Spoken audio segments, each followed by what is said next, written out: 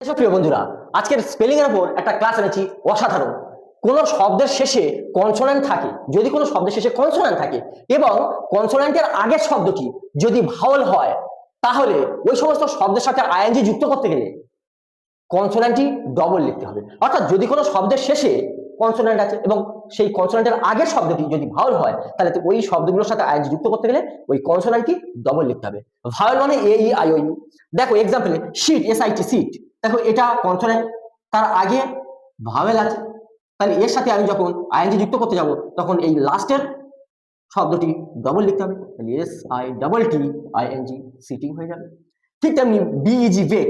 তাহলে জিটা কনসোনেন্ট, তার আগে ইটা ভাওয়েল, তাহলে এর সাথে আইএনজি যুক্ত করতে গেলে জিটা ডবল লিখতে হবে, বিইজি, এর আর একটা জি দেবো, আইএনজি। ঠিক তেমনি স্কিপ, দেখো পি, তার আগে আই মানে ভাওয়েল আছে, তাহলে কি হয়ে যাবে, স্কিপিং, ডবল পি লিখলাম। Swim, sorry, W S W I am, swim. তাহলে দেখো এটা কনসোনেন্ট, তার আগে ভাওয়েল আছে, তাহলে আমরা কি লিখবো, S W I double M লিখতে হবে, আইএনজি। যদি ক্লাসটা ভালো লেগে থাকে তাহলে একটা লাইক দেবে।